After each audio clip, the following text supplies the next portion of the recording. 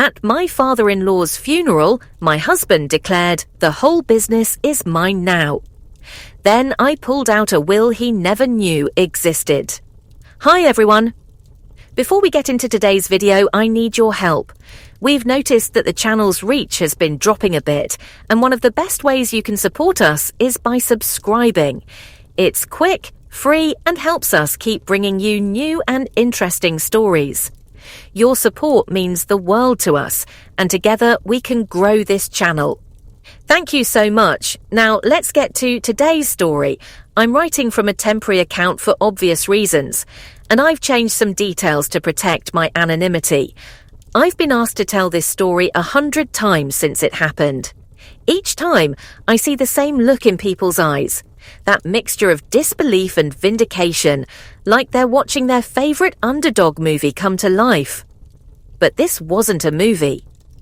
This was 23 years of my life, 23 years of being invisible in plain sight, of being just the wife in a family that built empires on the backs of people they never bothered to truly see. My name is Elena, and I want you to understand something from the very beginning. I wasn't weak, I was strategic. There's a difference between those two things that most people, especially the Harrison family, never bothered to learn.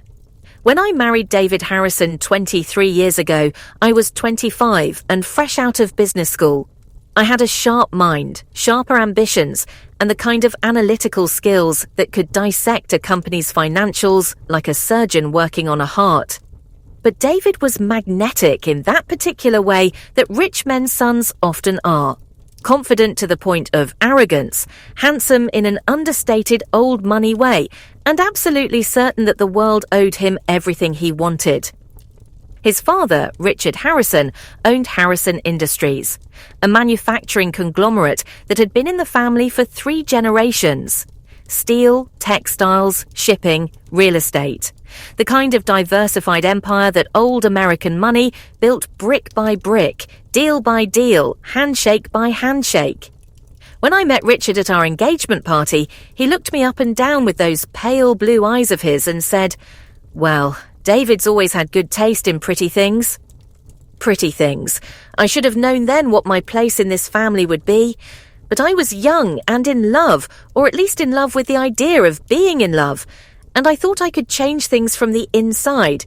I thought that once they saw what I was capable of, once they understood that I had a mind worth listening to, they'd welcome me as more than just David's decorative wife. How beautifully naive I was. The first family board meeting I attended was 6 months after our wedding. David had mentioned it casually over breakfast, the way you might mention picking up dry cleaning. "Dad's quarterly review is this afternoon. You should come, get a feel for the business." I spent 3 hours that morning preparing.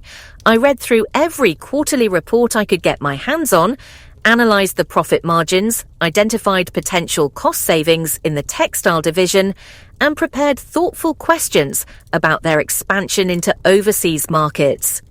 I walked into that mahogany-panelled conference room wearing my best suit, navy blue, professional but not aggressive, carrying a leather portfolio that I'd filled with notes and observations.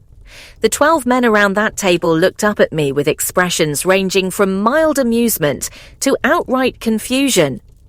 "Eleanor's going to sit in today," David announced, pulling out my chair with the kind of theatrical chivalry that made me feel more like a pet than a participant.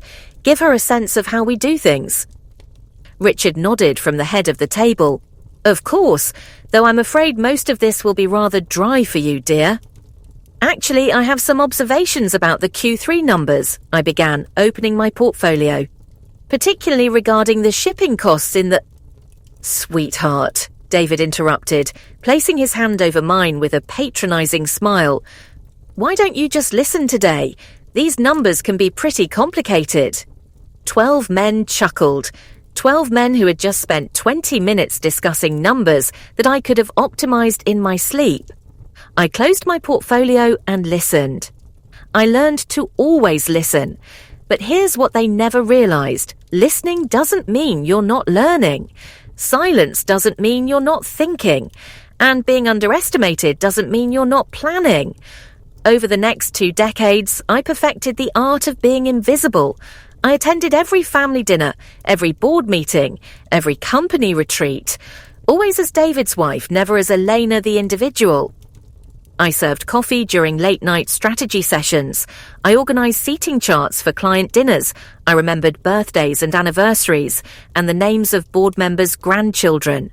And while I was doing all of that, while I was being the perfect corporate wife, I was also watching, learning, understanding the business better than any of them ever bothered to. Because here's the thing about being invisible. People forget you're there. They have conversations in front of you that they'd never have in front of someone they considered a threat.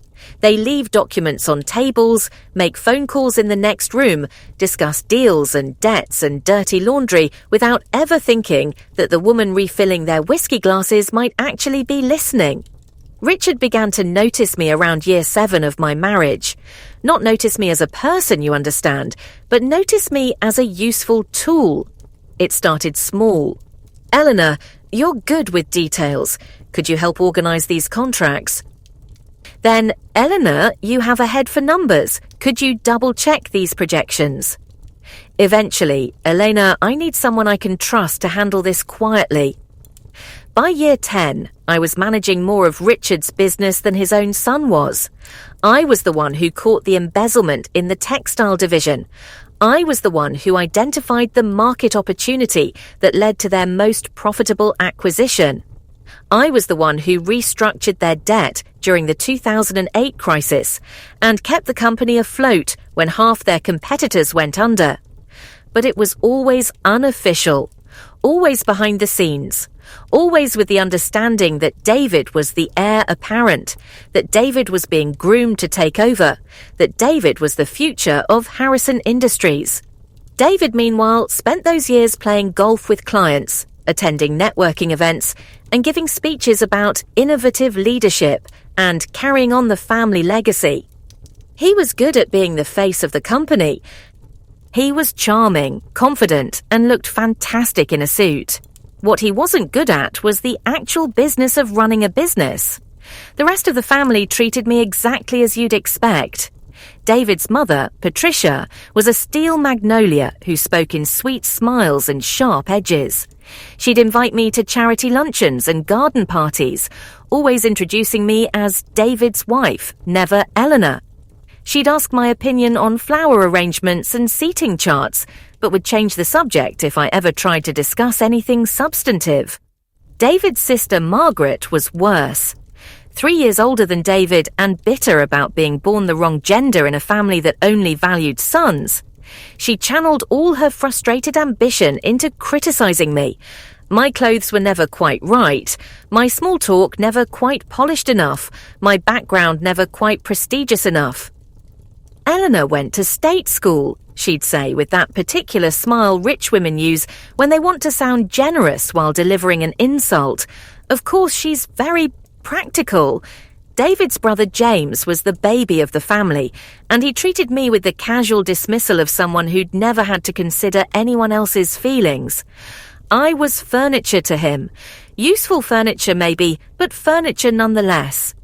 And through it all, David basked in their approval while growing more and more comfortable with my invisibility. In the early years, he'd at least pretend to value my input. By year 15, he'd openly dismiss me in front of clients and colleagues. "Don't mind Elena," he'd say with that charming laugh of his. "She likes to think she understands business." The final years were the hardest.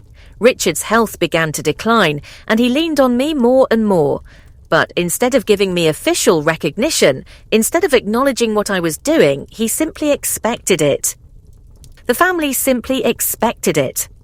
I was managing 3/4 of the company's day-to-day operations, handling sensitive negotiations, making decisions that affected hundreds of employees and millions of dollars.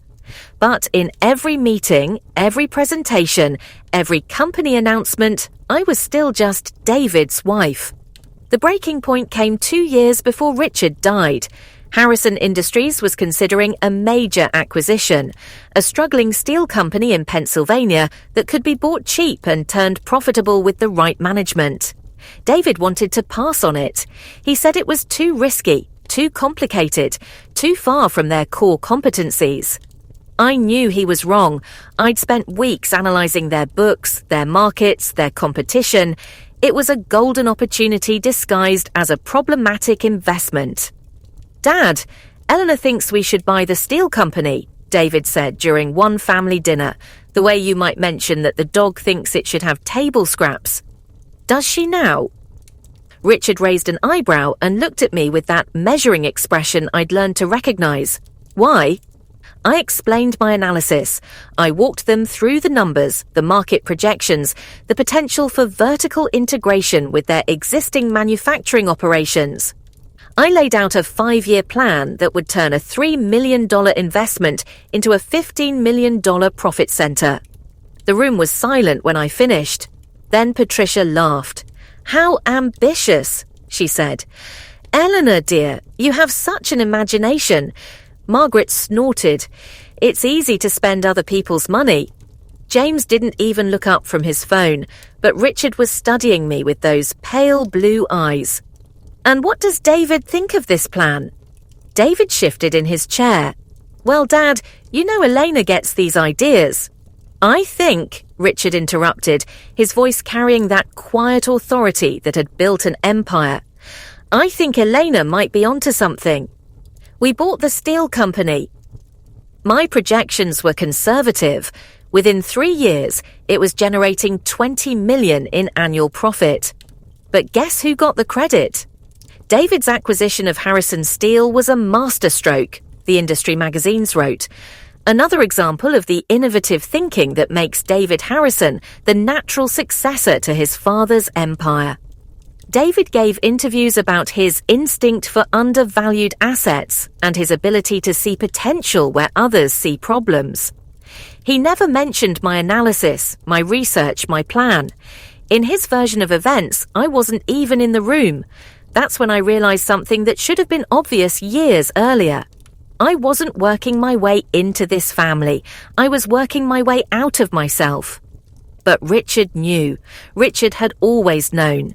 He started calling me into his office more frequently those last 2 years. Not for specific tasks or projects, but just to talk. He'd ask my opinion on strategic directions, on industry trends, on personnel decisions. Sometimes he'd just sit there, studying me with those sharp old eyes, like he was trying to solve a puzzle. "You know, Elena," he said one afternoon about 6 months before he died, "I've been thinking about legacy lately." We were in his office, the same mahogany-panelled room where I'd first been dismissed as someone who couldn't understand complicated numbers. He was sitting behind the same massive desk, but age had shrunk him somehow. The man who had once filled this room with his presence now seemed almost lost in it. "What kind of legacy do you want to leave?" I asked. "The right kind," he said simply. "The kind that ensures this company survives another generation. The kind that rewards the people who actually built it, not just the ones who inherited it." I thought he was speaking generally, philosophically. I thought he was having one of those end-of-life conversations about meaning and purpose. I was wrong. Richard Harrison died of a heart attack on a Tuesday morning in October. I was the one who found him. I'd come in early to review some contracts, and he was already at his desk, slumped over a stack of documents like he'd simply decided to rest his eyes for a moment. The funeral was everything you'd expect from a family like the Harrisons. Tasteful, expensive, and perfectly choreographed to display their wealth and social connections. The church was filled with senators and CEOs, judges and journalists, all paying their respects to a man who had built one of the last great American fortunes. I wore black, of course. A simple dress, pearls, low heels, the uniform of the grieving daughter-in-law. I sat in the second pew, behind the immediate family but ahead of the business associates, exactly where someone of my status belonged. David delivered the eulogy. He spoke about his father's vision, his integrity, his commitment to family and tradition. He talked about legacy and leadership, about the responsibility of carrying on Richard's work. My father built Harrison Industries with his own hands, David said, his voice carrying that practiced authority he'd perfected over 2 decades of public speaking. He believed in hard work, honest dealing, and the strength that comes from family. He believed that this company was more than just a business. It was a trust, passed down from father to son, generation to generation. The crowd murmured its approval. Patricia dabbed at her eyes with a lace handkerchief. Margaret nodded solemnly. James managed to look up from his phone long enough to appear appropriately grave. And now, David continued, his voice rising with conviction, that trust passes to me. I know that my father would want me to continue his work, to lead this company into the future with the same principles he brought to it every day of his life. More murmurs, more nods. I watched from my seat in the second row as David basked in the approval of 300 of the most powerful people in the state. This was his moment, his coronation, his assumption of the throne that he'd always believed was his birthright. After the service, everyone gathered at the Harrison family estate for the reception. It was exactly the kind of event Patricia excelled at organising. Elegant, understated, and designed to remind everyone of their place in the social hierarchy. I moved through the crowd like I always did, invisible and useful. I made sure the caterers kept the champagne glasses filled. I directed confused guests to the restrooms. I made small talk with board members' wives about their grandchildren and their charity work. But I was also listening, always listening. Of course David will do wonderfully, one board member's wife was saying to another. He's so much like his father. The company's in good hands, a senator assured a group of donors. David Harrison has been preparing for this his whole life. Smooth transition, a business journalist noted to his photographer. No surprises, no drama. Just good old-fashioned succession planning. No surprises, no drama.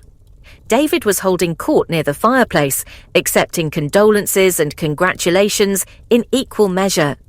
He'd found his rhythm now, settling into the role of grieving son and company heir with practiced ease.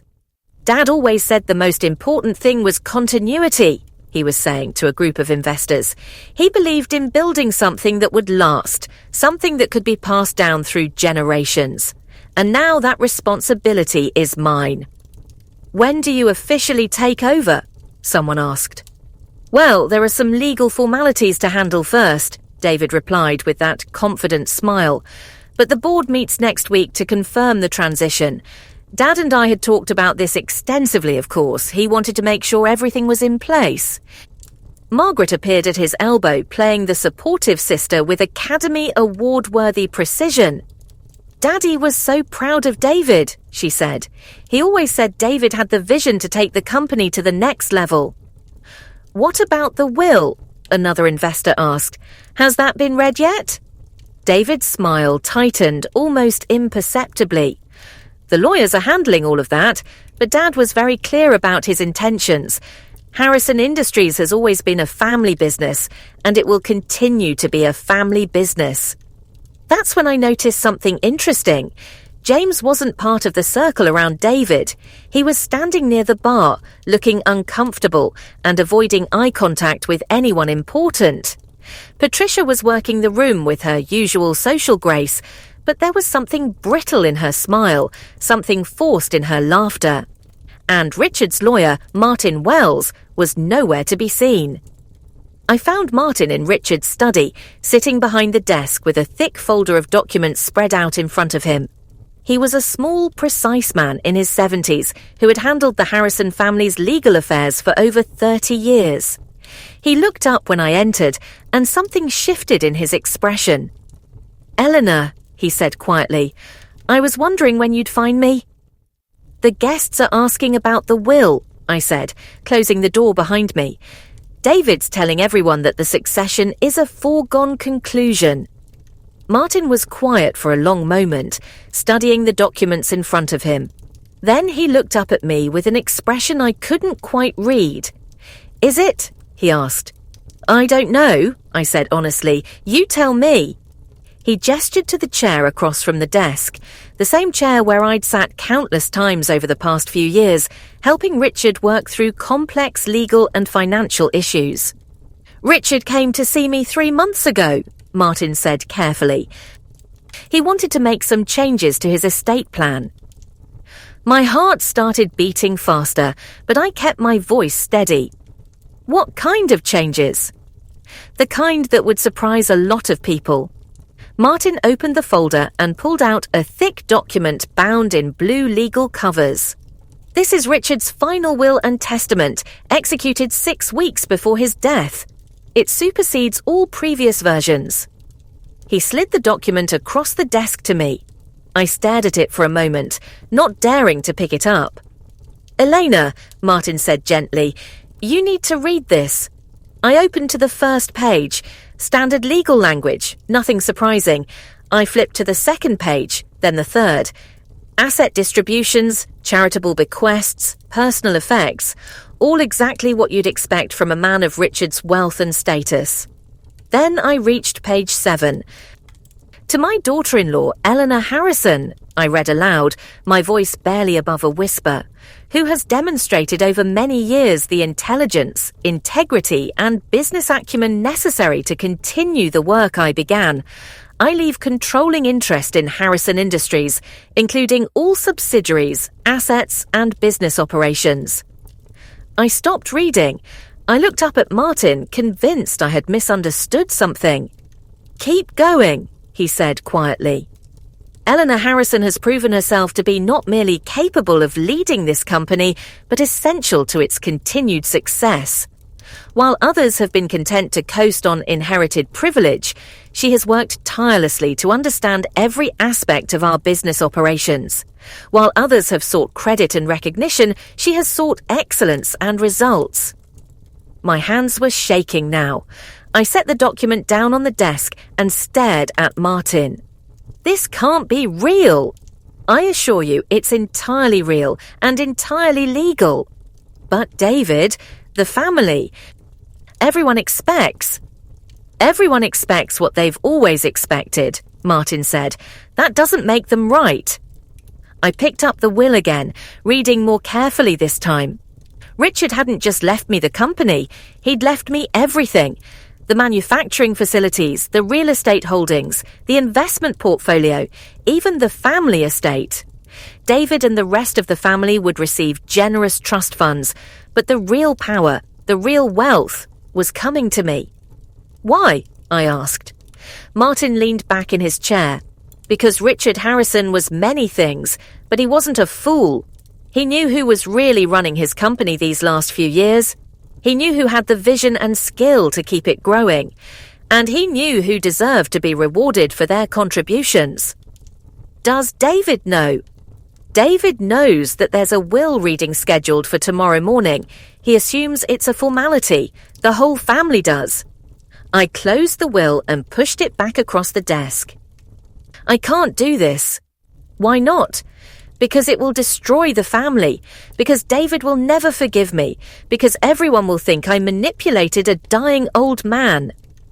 "And what do you think?" I was quiet for a long time, thinking about the question. What did I think? I thought about 23 years of being dismissed and overlooked. I thought about brilliant ideas credited to other people, about late nights spent saving a company that didn't officially value my contributions, about sitting in boardrooms where my husband introduced me as someone who likes to think she understands business. I thought about Richard, alone in his office those last few months, trusting me with decisions that affected thousands of jobs and millions of dollars, while his own son played golf and gave interviews about his leadership philosophy. "I think," I said finally, "that Richard Harrison was the smartest businessman I ever met. And I think he didn't make this decision lightly." Martin smiled. "Neither should you." The will reading was scheduled for 10 o'clock the next morning in the conference room at Harrison Industries. The same conference room where I'd first been dismissed as someone who couldn't understand complicated numbers, where I'd spent 2 decades sitting quietly while other people took credit for my work. I arrived early and sat in my usual spot, not at the table itself, but in one of the chairs along the wall, where family members and observers traditionally sat during formal business proceedings. David, Patricia, Margaret and James took their places around the mahogany table, along with Martin and the company's chief financial officer. David looked confident, relaxed, like a man about to receive what he'd always known was his. He'd dressed carefully for the occasion, his best suit, his father's cufflinks, the Rolex that Richard had given him for his 40th birthday. He looked every inch the successful executive, the natural heir, the man born to lead. "Before we begin," he said as Martin shuffled through his papers, "I want to thank everyone for being here. I know Dad would have appreciated having the family together as we move forward with the business he built." Margaret nodded approvingly. James managed to look interested. Patricia smiled, that steel magnolia smile of hers. "Now," Martin began, opening the blue-covered document, "this is the last will and testament of Richard Harrison, executed on September 15th of this year." He began with the standard legal language, the formal declarations and technical requirements. Then he moved to the personal bequests, Richard's watch collection to James, his library to Margaret, various charitable donations to causes he'd supported over the years. David was nodding along, patient but clearly eager to get to the main event.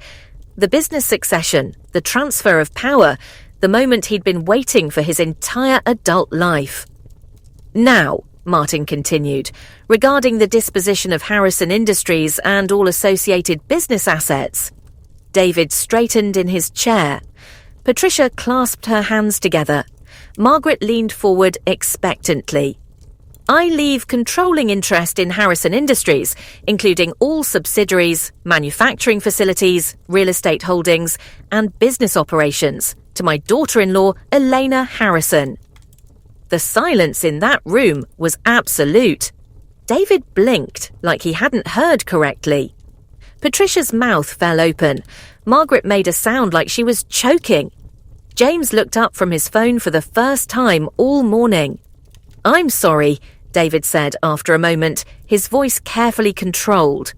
"Could you repeat that?" Martin looked directly at him.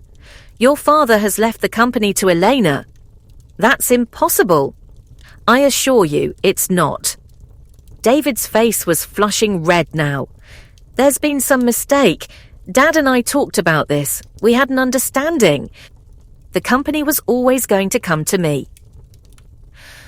"Your father's intentions are very clearly stated in this document," Martin replied calmly. "Would you like me to read the relevant passage in full?" "Yes," Patricia said sharply. "I want to hear exactly what this says." Martin cleared his throat and began to read. "Eleanor Harrison has demonstrated over many years the intelligence, integrity, and business acumen necessary to continue the work I began. She has been instrumental in every major business decision of the past decade, and her contributions to the success and growth of Harrison Industries cannot be overstated." David was staring at me now, his face a mixture of confusion and growing anger. "Eleanor, what is this? What did you do?" I remained silent. I'd learned the value of silence over the years. Martin continued reading. "While others have been content to enjoy the privileges of family membership without contributing meaningfully to the business operations, Eleanor has consistently demonstrated the work ethic, strategic thinking, and leadership capabilities that this company requires." "This is ridiculous," Margaret interjected. "She's not even family, not really." "She's been married to your brother for 23 years, Martin observed. "I believe that makes her family." "But she doesn't know anything about running a business," Patricia protested. "She's never held an executive position, never managed a team, never—" "Actually," I said quietly, speaking for the first time since the reading began, "I've been managing most of the company's operations for the past 5 years. David whirled to face me. "What are you talking about?" "The textile division restructuring, the steel company acquisition, the overseas expansion, the debt refinancing during the recession." I met his eyes steadily. "Who do you think was actually handling those projects?" I was handling them with Dad's guidance. You were taking credit for them. There's a difference. The room erupted. David started shouting about manipulation and conspiracy. Margaret demanded to know if the will could be contested. James asked if this meant his trust fund was affected. Patricia just sat there, staring at me like she'd never seen me before. Through it all, Martin remained calm and professional. He explained that the will was ironclad, that Richard had been of sound mind when he executed it, that extensive documentation supported every claim about my contributions to the business. "This is insane," David finally said, his voice hoarse from shouting. "Eleanor, you have to refuse this. You have to do the right thing." "The right thing?" I stood up from my chair along the wall and walked to the conference table. For the first time in 23 years, I pulled out the chair at the head of the table, Richard's chair, and sat down. "David," I said calmly, "you've spent our entire marriage telling me that I don't understand business. You've dismissed my ideas, ignored my contributions, and introduced me to clients as someone who likes to think she understands your world. That's not... You took credit for the steel company acquisition. You told Forbes magazine that it was your instinct for undervalued assets that made that deal possible. But you didn't even want to buy that company. You said it was too risky, too complicated." David's face was white now. "You're my wife. We're supposed to be a team." "A team?" I laughed, and I realized it was the first genuine laugh I'd had in years. "David, you couldn't even remember the name of our CFO's wife at the Christmas party last year. You think being on a team means I do the work and you get the credit. So you manipulated a dying old man," Margaret said coldly. "You took advantage of Dad when he was vulnerable." I turned to look at her. "Margaret, your father asked me to handle the Morrison account negotiations because you'd already botched the preliminary discussions. The Yamamoto merger happened because I spent 6 months learning Japanese and building relationships with their executive team while you were planning your wedding to husband number 3. The expansion into South American markets was my idea, my research, and my execution." "You're lying." "Am I?" I opened the folder I'd brought with me and spread out 23 years' worth of documents. "Here are the memos I wrote outlining strategy for every major decision your father made in the past decade. Here are the contracts I negotiated, signed in my name as his authorized representative. Here are the emails between your father and me discussing personnel decisions, budget allocations, and long-term planning." I pulled out one particular document and slid it across the table to David. "And here is the letter your father wrote to me 6 months ago, thanking me for saving the company he built and asking if I would be willing to accept the responsibility of leadership when the time comes." David stared at the letter, his face cycling through confusion, anger, and something that might have been recognition. "You knew," he said finally. "You knew this whole time. I knew your father was considering it. I didn't know he'd actually done it until yesterday. And you didn't tell me. Tell you what? That your father thought I was more capable of running his company than you were? That after 23 years of watching me work, he decided I was the one who deserved to inherit what he'd built." The room was silent again. Patricia was crying now, quiet tears that she dabbed away with that same lace handkerchief she'd used at the funeral. James was staring at his phone, but I could tell he wasn't actually reading anything. Margaret looked like she was calculating something, probably how much this would affect her inheritance. "So, what happens now?" David asked. His voice was very quiet, very controlled. "Now I do what I've been doing for the past 5 years," I said. "I run the company. The only difference is that now it's official." "And us? What happens to us?" I looked at my husband, really looked at him, for the first time in years. He was still handsome, still charming, still possessed of that easy confidence that had attracted me all those years ago. But there was something hollow about him now, something brittle. "That depends," I said. "On what?" "On whether you can learn to see me as someone other than just the wife." David stared at me for a long moment. Then he stood up from his chair, straightened his tie, and walked toward the door. He paused with his hand on the handle. "You know what the worst part is?" he said without turning around. "What?" "Part of me isn't even surprised." He left. Margaret and James followed him without a word. Patricia lingered for a moment, looking at me with an expression I couldn't read. "You know they'll never forgive you," she said finally. "I know. This family will never be the same." "Good," I said. It was time for a change. After they were gone, Martin and I sat in the conference room for a while, not talking. The morning sun was streaming through the tall windows, casting long shadows across the mahogany table where I'd spent so many years being invisible. "Any regrets?" Martin asked eventually. I thought about it. I thought about the woman I'd been when I married David, full of ambition and hope and naive belief in fairness. I thought about the woman I'd become over the past 23 years, learning to make myself small, learning to work in shadows, learning to let other people take credit for my successes. "Yes," I said finally, "I regret that it took so long." That was 6 months ago. The transition wasn't easy. It never is when you overturn decades of expectation and assumption. There were lawsuits, of course. Margaret hired lawyers to challenge the will, claiming undue influence and mental incompetence. They lost.